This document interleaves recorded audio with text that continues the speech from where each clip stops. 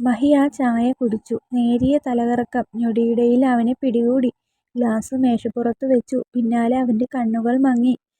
നെറ്റിയിൽ കൈവച്ചു. ശരീരത്തിൽ ആകെ ഒരു പുകച്ചിൽ. വിയർത്തു കുളിച്ചവൻ ആ കിടക്കയിലേക്ക് കിടന്നു.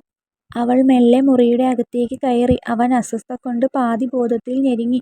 അവൾ ശബ്ദമുണ്ടാക്കാതെ അവളുടെ ഗ്ലാസ് എടുത്തു. പിന്നെ അടുത്തുണ്ടായിരുന്ന ഒരു കടലാസ് കൊണ്ട് മറ്റേ ഗ്ലാസ് എടുത്തു. അതിലെ ചായ അവളുടെ ഗ്ലാസ്സിലേക്ക് ഒഴിച്ചു.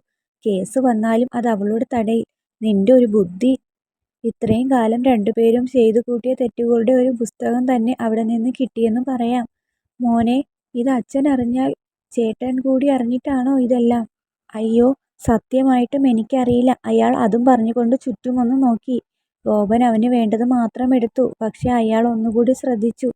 അയ്യോ, ഇത് പണ്ട് അമ്പലത്തിൽ നിന്നും കാണാതെ പോയ സ്വർണത്തിന്റെ പെട്ടിയല്ലേ? അയാൾ വിരൽ ചൂണ്ടി പറഞ്ഞു. ഗോപൻ അങ്ങോട്ട് നോക്കി. ഇത് പണ്ട് അമ്പലത്തിൽ ഉണ്ടായിരുന്ന പെട്ടിയാണ്. വർഷങ്ങൾക്ക് മുമ്പ് കാണാതെ പോയതാ.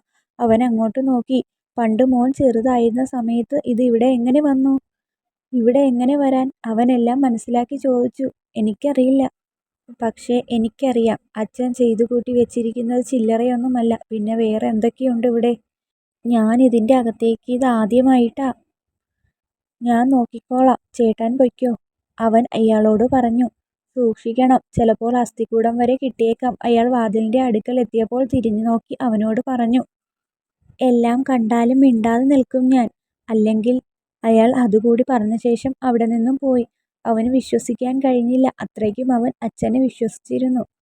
അതൊന്നും ആലോചിച്ചു നിൽക്കാൻ സമയം അവന്റെ പക്കലില്ല. ആലോചന മതിയാക്കി തെരച്ചിൽ തുടങ്ങി. നിധി അവളുടെ ഗ്ലാസ് എടുത്തു കഴുകി. നന്നായി കഴുകി. ഇതോടെ മഹി എന്ന ശല്യം ഒഴിഞ്ഞു. അവൾ ചിരിച്ചുകൊണ്ട് ആലോചിച്ചു. ഇനി അവള്. അതോടെ ഞാൻ ഫ്രീ ആകും. നിധി കപ്പ് കമിഴ്ത്തി വെച്ചു. അപ്പോഴേക്കും ശാലിനി അങ്ങോട്ട് വന്നിരുന്നു. നിധി, എന്താ അമ്മേ?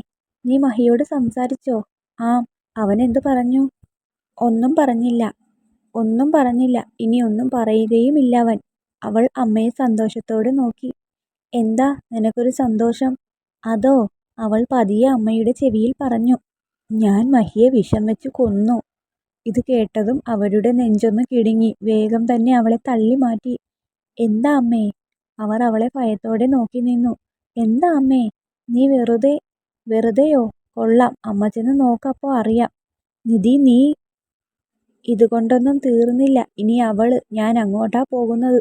നിനക്ക് ഭ്രാന്ത് പിടിച്ചോ? കൊലപാതകമാണ് നീ ചെയ്തത്. ഇനി ചെയ്യാൻ പോകുന്നതും. അമ്മ സമാധാനമായിട്ടിരിക്ക്. ബാക്കിയെല്ലാം ഞാൻ നോക്കിക്കോളാം.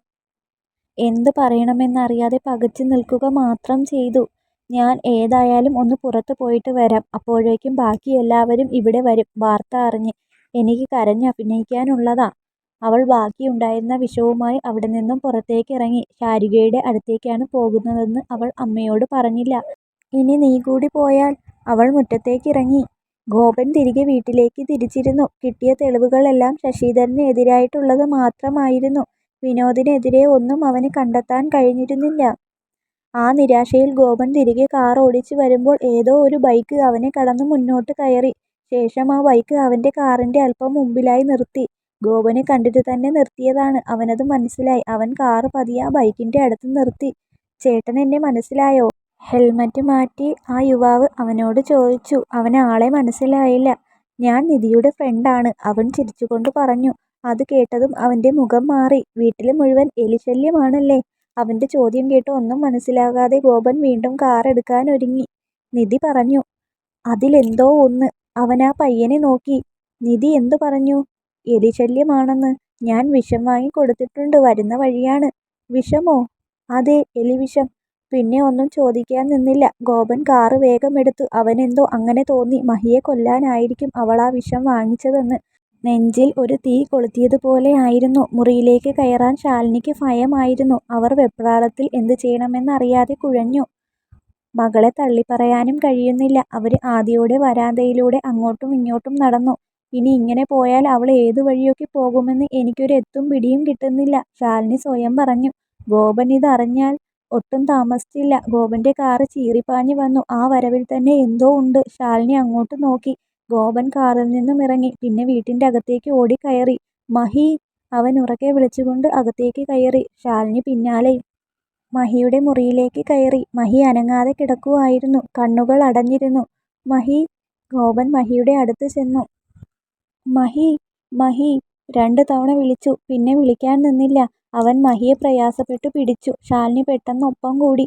ഞാൻ കൂടി പിടിക്കാം. അവര് മഹിയുടെ ഒരു വശം താങ്ങി. അവനൊന്നും വരരുതേ എന്ന് ശാലിനി ആത്മാർത്ഥമായി പ്രാർത്ഥിച്ചു. ഇരുവരും ചേർന്ന് മഹിയെ കാറിൽ കിടത്തി. ശേഷം ഗോപൻ തിടുക്കത്തിൽ കയറിൽ കയറി. ഞാൻ കൂടി വരാം, ശാലിനി പറഞ്ഞു. അതൊന്നും കേൾക്കാനുള്ള സമയം പോലും അവന്റെ പക്കൽ ഇല്ലായിരുന്നു. ദൈവമേ, മഹിയെ കാത്തോണേ, ശാലിനി മനസ്സിൽ പ്രാർത്ഥിച്ചു. കാർ അവിടെ നിന്നും പോയി. മഹിക്കൊന്നും സംഭവിക്കില്ലേ എന്ന് അവർ നിർത്താതെ മനസ്സിൽ പ്രാർത്ഥിച്ചു. കാറ് വേഗത്തിൽ പോയി. ശ്വാസമുണ്ടോ എന്ന് നോക്കാനുള്ള ധൈര്യം ഗോപനില്ലായിരുന്നു. ഇനിയില്ലെങ്കിലോ? അവനത് ഓർക്കാൻ പോലും കഴിഞ്ഞില്ല. മഹി, എടാ. ഗോപൻ വീണ്ടും വീണ്ടും വിളിച്ചു. മഹി അനങ്ങാതെ കിടന്നു. അവന്റെ ഹൃദയം നിലച്ചോ എന്ന് നോക്കാൻ ഗോപന്റെ മനസ്സ് പറഞ്ഞുകൊണ്ടിരുന്നു. പക്ഷേ അവനെക്കൊണ്ട് കഴിയില്ല. മഹി, എടാ. മഹി, മഹി. അവൻ അനങ്ങിയില്ല. ഗോപൻ അവന്റെ സങ്കടം നിയന്ത്രിക്കാൻ കഴിഞ്ഞില്ല. അവൻ പൊട്ടിക്കരഞ്ഞു. മഹി, എടാ മഹി. അവന് സഹിക്കാൻ കഴിയില്ല. എങ്കിലും കാറിന്റെ വേഗത കുറച്ചല്ല. ശ്രദ്ധയോടെ വേഗത്തിൽ ഓടിച്ചു. മനസ്സിലെ പ്രതീക്ഷ ഏറെക്കുറെ അണഞ്ഞു. ഗോപൻ എങ്കിലും വീണ്ടും അവനെ വിളിച്ചു. മഹി. ഒരു കൈ അവന്റെ മേലെ പിടിച്ചുകൊണ്ട് വീണ്ടും വിളിച്ചു. എടാ മഹി. പെട്ടെന്നൊരനക്കം. ഗോപൻ ഒന്ന് കയന്നു. മഹി മുമ്പിലേക്ക് ആഞ്ഞു. ഒപ്പം ഛർദ്ദിക്കുകയും കൂടി ചെയ്തു. ആ സമയം ഗോപനുണ്ടായ സന്തോഷം. മഹി. ഗോപൻ ഒരു കൈകൊണ്ട് അവന്റെ പുറം തടവി. അവൻ നിർത്താതെ ഛർദ്ദിച്ചു. അത് നല്ലതാണ്. ഉള്ളിലെ വിഷം കുറെയൊക്കെ പോകും. പിന്നെ ഒന്നും നോക്കിയില്ല. ആശുപത്രിയിലേക്ക് ഏറ്റവും വേഗത്തിൽ. കുറെ ഛർദ്ദിച്ചു. പിന്നെ ക്ഷീണത്തോടെ സീറ്റിൽ ചാരി. പിന്നെ ഗോപനെ നോക്കി. ചേട്ടാ.